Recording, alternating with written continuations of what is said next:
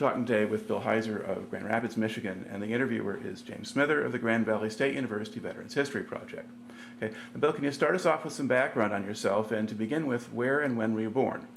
I was born August 3, 1924, in Pella, Iowa, or in the neighborhood of Pella, Iowa, of parents who lived on a farm, and so my early years were on a farm east of Pella. And when the war started, I remember Pearl Harbor Day, yet hearing about it from the news and so forth, and at that point thinking, oh, we'll knock the Japs off in no time at all. Okay. Now, go back before that a little bit. You said your family was living on a farm. Did they own a farm, or did they rent land, or what did they do?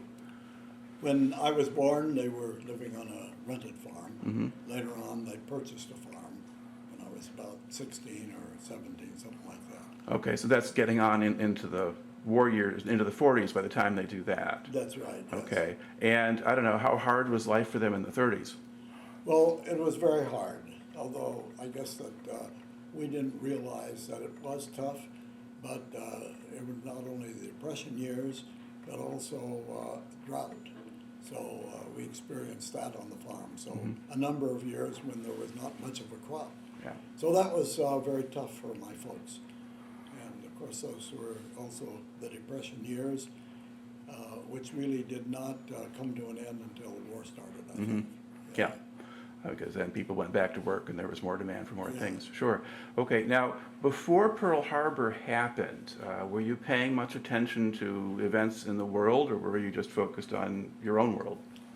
Well, we didn't pay a whole lot of attention to it, although there was news coming out, through the paper and radio about talks with the leaders of the Japanese nation. And at that point, of course, we thought that they were going well, but we're not sure that it was. And then the war in Europe, was that just something that didn't concern us, or?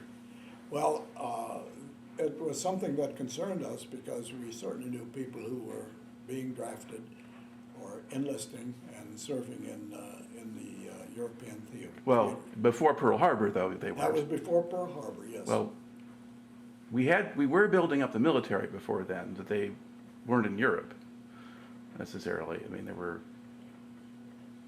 weren't American troops. Pearl Harbor was in 1945. 41. 41, Yeah. yes. And we were not in the European theater, but Right. the war was going on. Yes, in that's Europe, right. Right. That's kind of what I was asking about. Were you Yes. paying attention to that at all? We were paying some attention to it, hearing about it, of course, and aware of Hitler's presence in the world and, the bad things that were happening as a result of, although I don't think we were very much aware at that point of the concentration camps. No. We learned a lot of that later, and especially in terms of treatment of the Jews and so forth. Yes, Okay. right. Yeah. So for the most part, you're just, a high school kid Yes. in Iowa, Yeah, growing right. up, and then Pearl Harbor happens, and now you people are at war. Yeah. Okay. Now, once the war started, how much of an impact did that make on your life before you went into the service? Well, I don't think it made so much of an impact, although they began to emphasize immediately some rationing and that sort of thing, And I don't recall how early that was, gas rationing and maybe sugar rationing and some things like that. But, that was about the extent of it as far as we were concerned. Now, I guess at the beginning of the war, did you figure that the war would be over before you would get into it? Well, as I said earlier, when we thought, sitting around talking with other friends, boys of my age, we thought, oh, it'll be no time at all, and we'll knock them off and the war will be over. Okay. Now, as time moves on, though, and you're kind of getting farther, did you finish high school? Or? I finished high school, yeah. And what year did you graduate? I graduated in 1941. Okay. I'm doing the math right. Okay. And I want to make sure, we had the right birthday. Okay. So you graduated before Pearl Harbor? I graduated before Pearl Harbor. Okay. Yes. And then what did you do after you graduated from high school? Well, then I was working on our farm, my father's farm. Okay. Now, did you have a deferment to work on the farm? I had a deferment. Farm boys were getting an agricultural deferment in those days, you know, because they said that we had to, that the Army marched on its stomach. So we had to provide the food for the armies, you know. Okay. Now, were you the only boy in your family, or? No, I was one of 4 boys and 1 sister. Mm-hmm. And were your brothers older or younger? I have one older brother. Well, I have an older brother and 2 younger brothers, but Okay. I have an older brother, yeah. And did he go into the service, or was? No, because I think that he probably had an agricultural deferment, but I also believe that he had some kind of maybe a heart murmur or Okay. something like that. So a medical condition could keep you out of the Army, yeah. Yeah. Okay. Now, so you really didn't have to go into the Army at all. Well, I would not have had to, no. But in some ways, it was a little uncomfortable being deferred. Maybe you understand that. Because some of the people who were going in, maybe some who were returning, you know, they looked askance at people who didn't go in service. So, Okay. And so then, when and how did you decide to enlist yourself? well, I guess that was exactly these matters that I was talking about, you know, that you feel a little uncomfortable. Others have been in service, or maybe a number who had died also in the service. And so that feeling, you know, that hey, we ought to be doing something too. And I remember that I and a friend who was also had an agricultural deferment gave up our enlistment at the same, Deferment. deferment at the same time. Mm-hmm. Okay. And then how long after that did you get the draft notice? No, I think it must have been maybe a month or 6 weeks, something like that. Okay. So when did you officially enter the service? On April 13, 1945. Okay. And then was that when you reported for duty? Yes. Okay. And where did you report first? To Jefferson Barracks in Missouri. Okay. And did you just process there and go somewhere else for training, or what happened? Processed there, and then went to Camp Hood, Texas for our training. Okay. What kind of reception did you get at Camp Hood? Well, I think it was kind of a normal Army reception. They didn't, you know, treat us with kindness and all that kind of stuff. They order you around and cut your hair off, all that sort of thing. Okay. Now, were there a lot of guys about your age, or were you older than most of them? No, I think that they were about our age, my age, I should say. Mm-hmm. Yeah.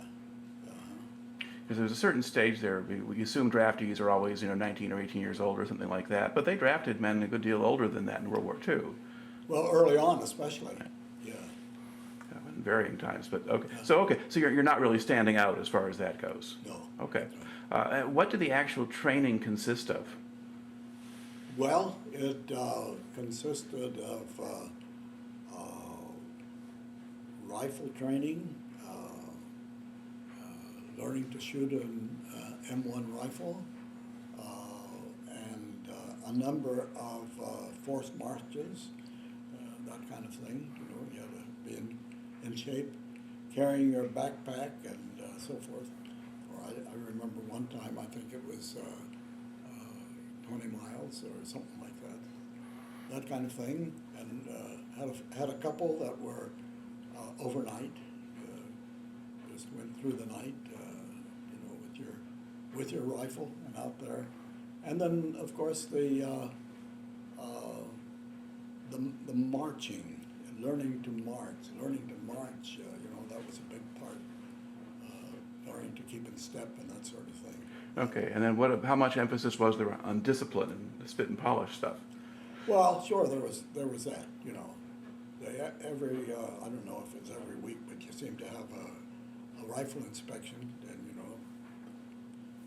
uniform inspection too. I think that was probably weekly. Mm-hmm.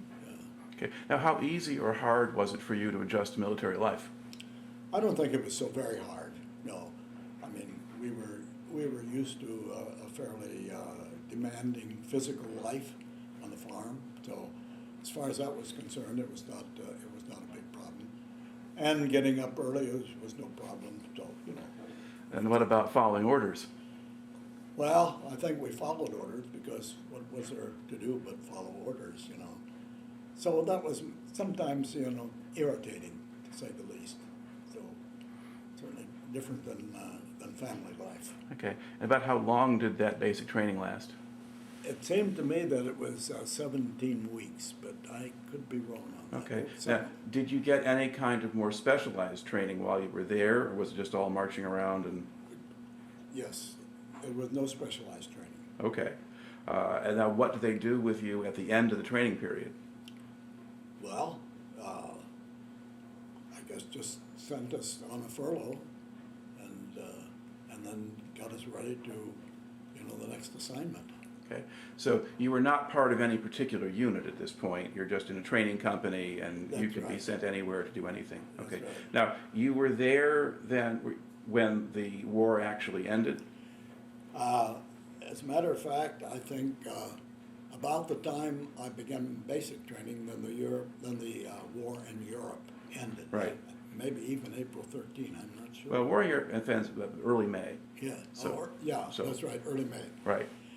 And then the war with Japan ended, it seems to me, as we ended our basic training, which was maybe about August 7 or something like that. Yeah, the bombs dropped right around then and surrendered by about the 15th. So, Yes. yeah, so in August.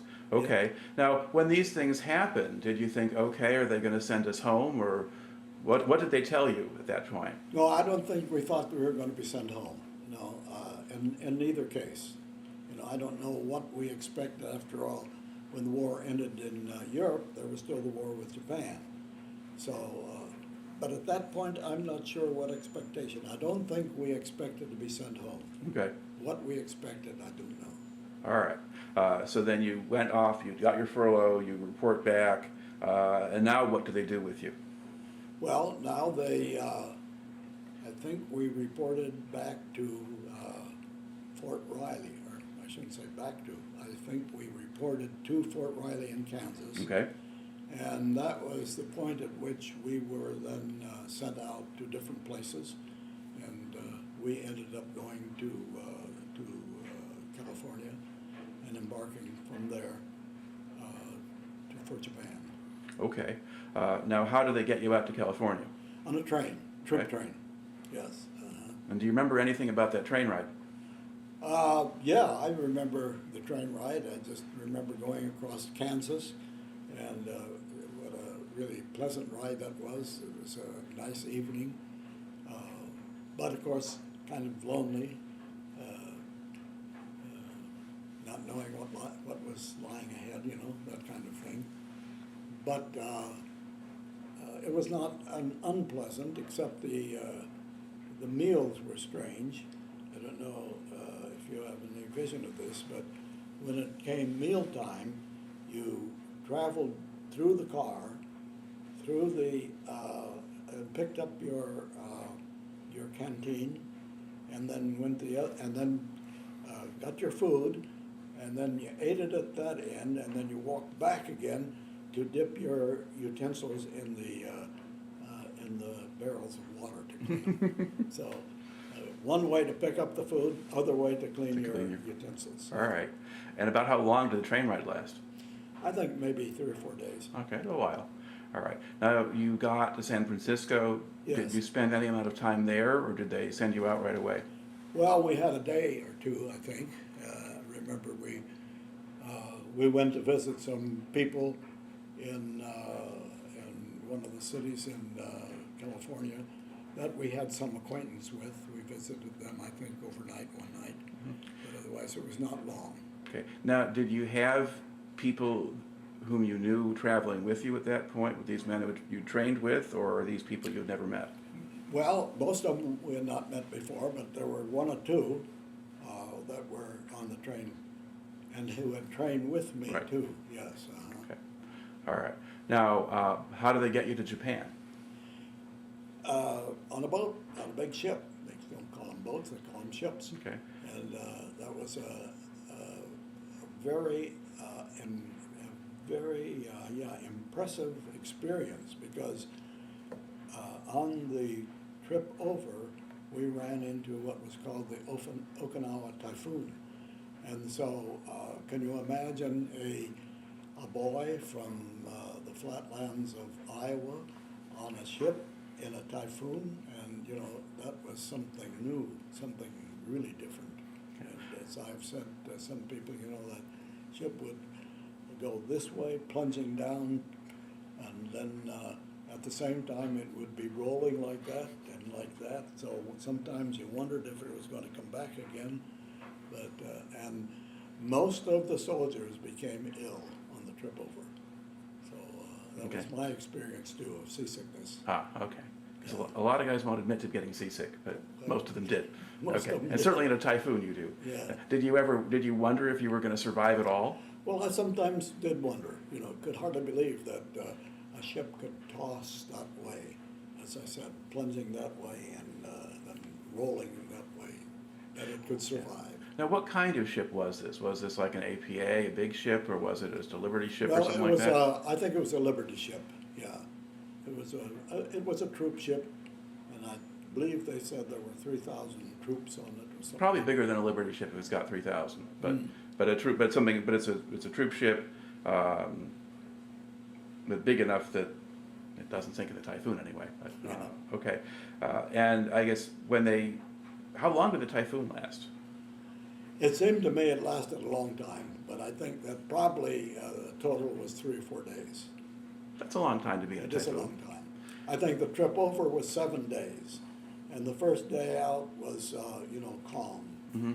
And then maybe the last day or two was calm again, so maybe 3 or 4 days. Okay, and then did you go to Hawaii or did you go all the way to Japan? No, we or- went to Japan, Okay, landed at Yokohama. all right. And what was your first impression of Japan when you got there? Well, when we got there, what we saw of Yokohama at that point was just bombed to pieces.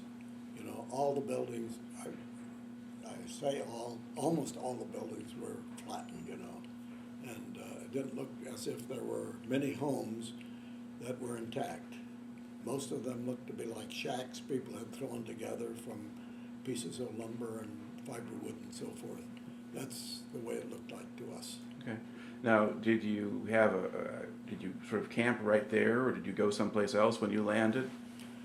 Well, we first went to a place called Utsunomiya, and I don't know how far away that was, maybe 100 miles from Yokohama. Okay. I'm just guessing, but Utsunomiya was the place that we went to first of all. And what did you do there? First of all, we did some patrolling of roads, and we went down in our trucks. I guess that maybe what we were looking for is weapons, you know. Mm-hmm. I don't believe we ever found any, but it seems to me that's what we were doing, kind of patrolling the streets and looking for places where there might be weapons stashed away. Well, did people actually search buildings or things like that, or were you just in the streets? I think sometimes we did search buildings, yes. Okay. Now, what kind of area was this? Was this urbanized, or was it fairly rural? Where we were was fairly rural. Yeah. Okay. And how much did you see of the local population at that point? Didn't see much of them. I mean, we'd see them as we drove down the highways. We would see people on the streets, you know, maybe riding a bicycle or walking, or groups of them walking along the roads. And at there, at least, there were some homes that had not been bombed, so we saw some of the home structures. Okay. And what kind of accommodations did you have there? We had barracks. I don't know who had erected those barracks. Maybe there were barracks that the Japanese had used once. But they weren't obviously Army issue. Well, I think that they were Army barracks, yeah. But like a U.S. Army temporary things, or something that didn't look so familiar. Well, I don't think they were temporary, Okay. so that's why I wondered whether maybe the Japanese Army had used them. I don't know. Quite possible. Yeah. Okay. And about how large was the unit that you were with at that point?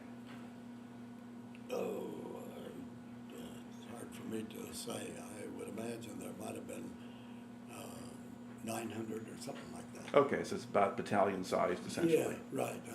Okay. And were they all doing patrol duty, or were there other people doing things that you didn't know what? Well, that's probably a part of it. But I think a lot of them were involved in that kind of patrol that we were involved in. Okay. And then how long did you stay there? Well, I think it was about maybe 3 months. And, yeah. Okay. And then what did you do after that? Then we were sent to Yokohama, and we were in another unit, and that was a port company. And it seemed to me they call it a transportation, but I'm not sure. A port company, and we were there helping unload ships. However, the U.S. soldiers did not do the work. There were Japanese who did the work, filled the slings, unloaded the slings, and we were sort of in charge of that. Okay. And then did you then move the supplies to other places, or did someone else do that? Someone else did that. Okay. So you're just standing around watching them unload ships? We were on the docks, yes. Okay.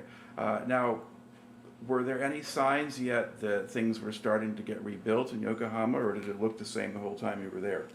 It was, well, I think you could see some signs of rebuilding, but for the most part, this was freshly, very new after all the bombing had taken place and so forth. So there was still just a very lot of wreckage, damaged homes and buildings and so forth. Okay. And now did you have barracks to stay in again? Yes, we had barracks. And were these newly built ones, do you think, or Doesn't can't seem tell? to me they were new ones, but I could, I just can't say for sure. Okay. So there was something still standing after all. Yes. How close were you to the harbor where you were staying? Well, I suppose that we might have been a mile or so from the harbor. And would you just march to work, or did you go in trucks? Probably go in trucks. Okay. What impression did you have of the Japanese laborers? Well, I think that it seemed to me that not being able to understand a word that they said, yes, they all use the Japanese language, that they were hard workers, but that they were also very much under the control of supervisors. It seemed to be almost fearful, you might say, of a foreman. Say, yeah. Okay. Now, did you have any interactions either with the laborers or with the foreman? Not really, not really. We would have something to say about where they worked and so forth. But as far as controlling the work crew, that was under the Japanese foreman. Right. Okay. Now, did you get to go out and explore a little bit? We did some, yes. Went to Tokyo, for example, and there were others that we knew in other units, friends of ours who were in other units, and we would meet with them sometimes, yeah. Okay. And what did Tokyo look like? Well, Tokyo had also been badly damaged by bombs. I think that there may have been something of the inner city, shall I call it that had been spared. I'm not sure about that. Yeah, kind of the business district area, the Imperial Palace, and things Yeah, like that yeah, were mostly right. still Yeah, intact. yeah. Okay. And so there you could go shopping or find something to eat, or what would you do there? Yeah, go shopping, yes, yeah. Okay. Now, at this point in time, were you married or were you still single? I was single. Okay. Now, one of the things that, of course, comes up in the Japanese occupation is that there were a lot of temptations for young men there. Yeah. Did you see any of that among men in your unit? Could see some of that, yeah. Okay. How much trouble did guys get into? I don't think a whole lot, no. Okay. So there's between drinking and carousing and Yeah. interesting diseases Well, and things like that. In the Army, there's always a lot of drinking. Mm-hmm. Yeah, so, yeah. And sometimes, that would cause some trouble in the barracks. So, yeah. Okay. Now, how did you spend your time when you were off duty? Well, I did some reading, wrote some letters, a number of letters to my girlfriend and to my family. Mhm. So, yeah. Okay. And now, had you been kind of active in church and things like that when you were at home? And were there services or were there chaplains you could talk to or things like that there? Yes, there were. And we always went to the services on Sunday, led by the chaplains, Mhm. and it was good to get together with some people that I knew from back home, and we did that every once in a while. Mm-hmm. Okay. Now, when you're going off base and into town and that kind of thing, now you are to some extent interacting with Japanese civilians and at least people in shops or restaurants and things like that. And how did they treat you? Well, I think they treated us with, shall I say, deference, because we were the occupiers, And of course, there was also this, that they were eager to do business. Mm-hmm. They had things to sell. They had souvenirs that they wanted to pass on, and sell to Mhm. us. So, yeah, and it was easy to do business with them. Mm-hmm. Okay. Did you get any kinds of warnings about things that you shouldn't do or places you shouldn't go or anything like that? No, I don't think so. Okay. No. So not a sense that it was going to be dangerous or anything No, else like that? No. All right. And so did you finish out your tour basically in Yokohama? In Yokohama. That's Okay. right. And if you think about that time you're spending in Japan, are there any kind of particular memories or things that kind of come to mind? Well, I think that one of the things that we were aware of, because I had been a member of a church all my life, and so there was always that interest in, what would be the opportunities for spreading the gospel. Mm-hmm. And I remember we thought about that because Japan was not, I'm sure there were some Christians, but for the most part it was not a Christianized nation. Mm-hmm. So that was kind of in our minds, wondering when there would be the opportunities and how soon we could take advantage of those opportunities to send missionaries with the gospel. Mm-hmm. Okay. All right. Now, how long did you actually spend in Japan? Well, I think it was, it seems to me that we went in October of 45, yeah. and I think we stayed there for about a year or 13 months, Okay. something like that. So it's late in 46 then that you head for home? Yes, as a matter of fact, I think my term in the Army ended in December of 46, but that included, it seems to me, 30 days Yeah. furlough or something like that. Okay. Yeah, so you come back. Okay. Now, did you go back on another boat? Yeah, we went back on another boat. Okay. And did that stop anywhere along the way? or- No, it went right straight from, I guess, Yokohama to some port in California. Okay. Did you have better weather this time? Had good weather. Okay. Very good weather, yes, yeah. Survived all that. Okay. Yeah. So you get to California, and did they discharge you there, or did they send you somewhere else for it to be? No, I think they sent us to somewhere in Illinois. Okay. And I can't think of Camp Grant, maybe, or Fort Sheridan?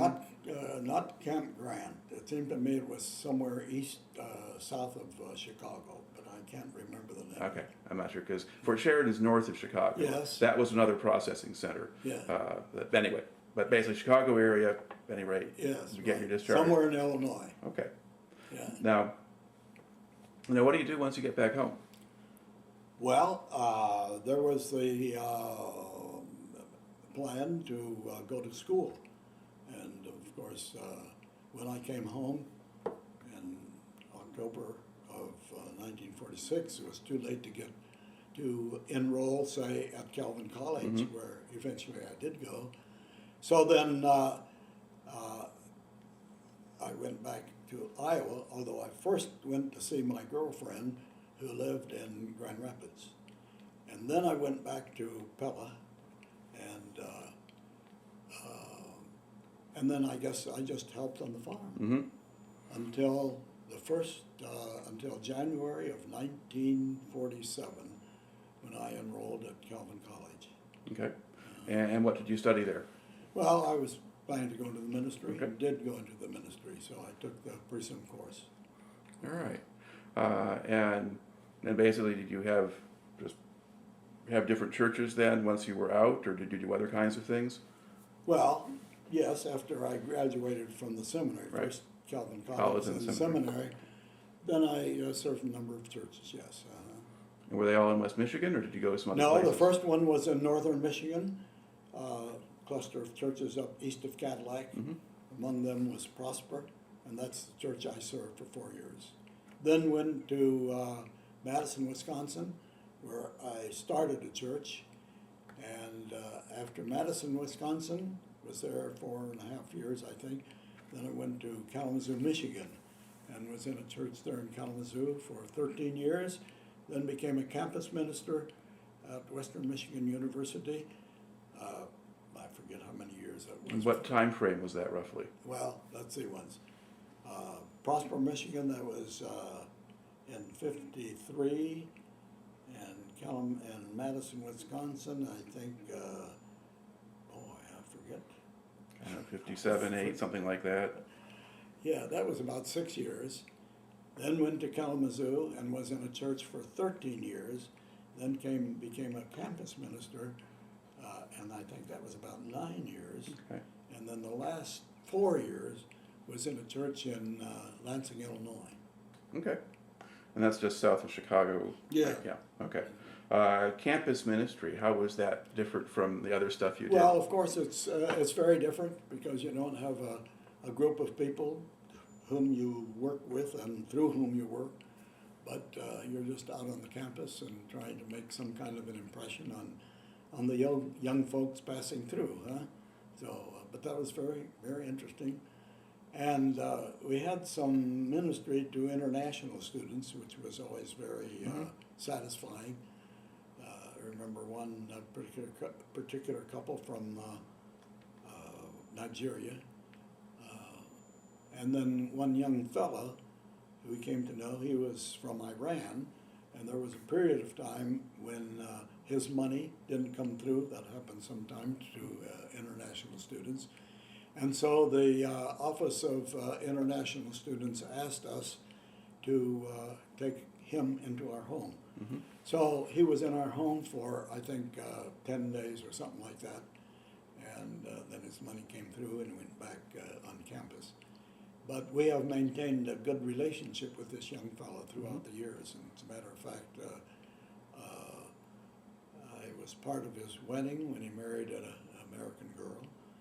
And then later on, when he was in Hawaii for a period, then we went to visit him for a time in Hawaii for a week or so. Okay. Does he live in Iran, or did he emigrate? Well, he did not, no. I think he could not go back to Iraq. Okay. It seemed to me that, I don't know how this was, but it seemed as if there was that kind of maybe revolutionary spirit. Yeah. And I don't know if he may have been connected with that somehow, but otherwise, he didn't go back there to live. His mother did. His mother continued to live there. So I don't know how that all worked out, but anyway. Yeah, but the Iranian Revolution kind of affected things. I mean, if they didn't like you or what your family did or something else like that, then maybe you don't go there. But different kind of thing. All right. Now to look back at the time that you spent in the service, what do you think you took out of that, or what did you learn from it? Well, I think for one thing, you get an impression of the wide variety of people in God's world. And I think, too, I get a good impression of people who are Christians and living the Christian life, who were not brought up in the narrow kind of life that I was brought up in, and I can appreciate them very, very much, you know. So I remember a Lutheran fellow in our, I think that was in our, when we were in California, who, you know, very friendly and who I enjoyed very much. So there's that kind of thing, a broadening experience, I suppose. Not only just generally as far as people are concerned, you get the wide variety of people, personalities, and all that kind of thing, but then also the wide diversity among Christians, and you know, I've learned to appreciate that. All right. Well, thank you very much for taking the time to share your story today.